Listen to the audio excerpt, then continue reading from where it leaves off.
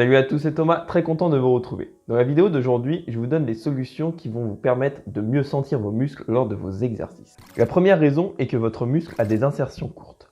Il faut savoir que chaque muscle a un point d'insertion et un point de terminaison. Et plus il y a de tendons entre ces deux points, et moins il y a de place pour les muscles. Et parfois, un muscle court est entouré de muscles longs. Par exemple, si vos avant-bras sont longs et vos dorsaux sont courts, alors il y a beaucoup de chances que vos avant-bras prennent l'ascendant sur vos dorsaux. La deuxième raison est votre technique d'exécution. Si elle est mauvaise, vous ne placerez pas vos muscles dans la bonne position pour qu'ils s'étirent et se contractent optimalement. Pour le dos, si au rowing vous ne serrez pas vos omoplates, vos trapèzes ne pourront pas se contracter optimalement. Car il faut savoir que le but principal des trapèzes est de resserrer les omoplates. Par la structure, j'entends la longueur des os.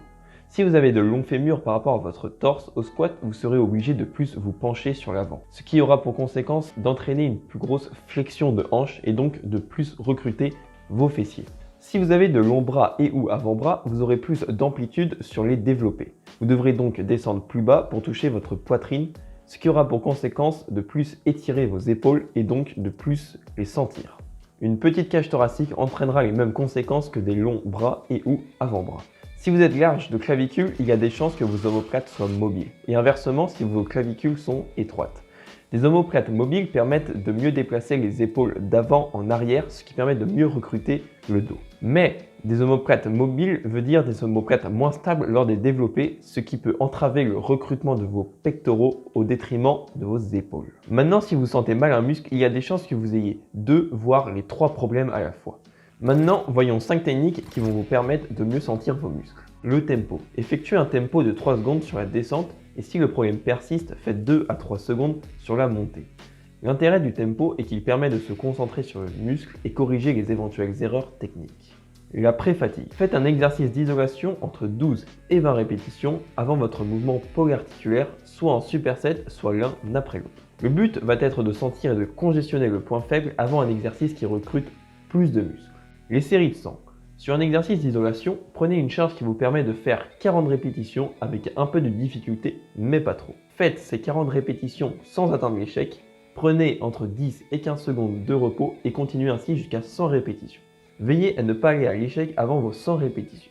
Le poser. Le but va être de rester 1 à 2 secondes dans une position où il y a une grosse tension sur les muscles. Vous pouvez voir sur le tableau où il faut effectuer la pause en fonction des exercices. L'unilatéral consiste à effectuer le mouvement que d'un seul côté. Puisqu'on travaille qu'un seul côté, notre concentration sur le muscle est meilleure. Maintenant, il y a des muscles que la majorité des gens ont du mal à sentir. Je vais donc donner des astuces pour chacun de ces muscles. Pour les pectoraux, lors de vous développer, pensez à serrer vos omoplates vers le bas. Ainsi, vous garderez la poitrine haute et vous limiterez l'intervention de vos épaules au détriment de vos pectoraux. Lors de vous écarter, pensez à faire vos mouvements avec vos coudes et pas avec vos mains ou vos poignets. Pour tous les exercices de dos. 1. Décrochez vos épaules sur l'excentrique et ramenez-les sur la concentrique. 2. Pensez à tirer avec les coudes. Vos mains et vos poignets servent juste de crochet, ne tirez pas avec. 3. Enlevez le pouce afin de désactiver les avant-bras. Et 4. Mettez des sangles. Maintenant, pour les exercices de trapèze, serrez fortement vos omoplates vers le bas en fin de concentrique. Ne levez pas vos trapèzes. Pour les dorsaux, tirez bien les épaules et les omoplates vers le bas. Pour les exercices derrière d'épaule, enlevez votre pouce et pensez à faire le mouvement avec vos coudes.